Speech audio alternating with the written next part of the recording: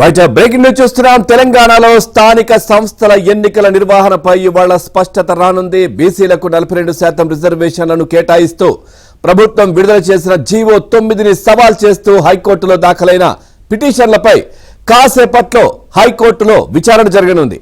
ఇక జీవో ప్రకారం తెలంగాణలో అన్ని సామాజిక వర్గాలకు కలిపి రిజర్వేషన్లు 50%కి మించుతున్నాయని, ఇది సుప్రీంకోర్టు తీర్పుకు పంచాయతీరాజ్ చట్టానికి విరుద్ధమంటూ పలువురు హైకోర్టులో పిటిషన్లు కూడా దాఖలు చేశారు.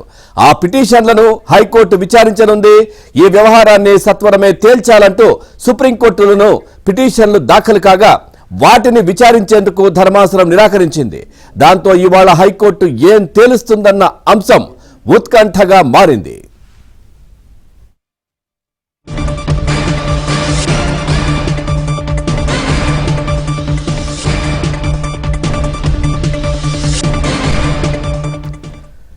స్థానిక సంస్థల ఎన్నికల్లో బీసీలకు 42% రిజర్వేషన్ కల్పించే విషయంలో చట్టపరంగా చేయాల్సిందంతా పద్ధతి ప్రకారం చేశామని, దీనిపై హైకోర్టులో జరిగే విచారణలో బలమైన వాదనలు వినిపిద్దామని సీఎం రేవంత్ రెడ్డి అన్నారు. న్యాయస్థానాల సూచనలకు అనుగుణంగా కులగణన సర్వే నిర్వహించి ఎంపీరికల్ డేటా ఆధారంగా బీసీలకు రిజర్వేషన్ కల్పించామన్నారు. ఇక జీవో 9ని కొట్టివేయాలని కోరుతూ దాఖలైన పిటిషన్ను హైకోర్టు ఇవాళ విచారించనున్న నేపథ్యంలో సీఎం రేవంత్ రెడ్డి తన నివాసంలో deputy CM Bhatti Vikramarka, TPCC chief Mahesh Goud, ఇటు పార్టీ రాష్ట్ర వ్యవహారాల ఇన్ఛార్జ్ మీనాక్షి నటరాజన్ మంత్రులతో భేటీ అయ్యారు.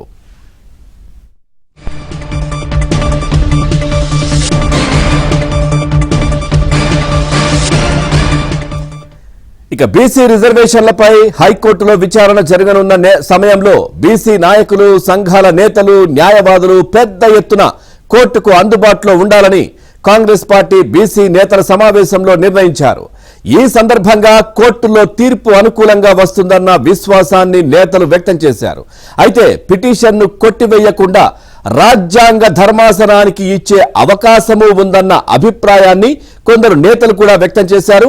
కాగా బీసీ రిజర్వేషన్లకు అనుకూలంగా కేసులో ఇంప్లీడ్ అయిన వారి వివరాలు ఇవ్వాల్సిందిగా పార్టీ నేతలకు మీనాక్షి నటరాజన్ సూచించారు. ఇక వాదనలు జరిగే సమయంలో వారంతా అందుబాటులో ఉండాలన్నారు.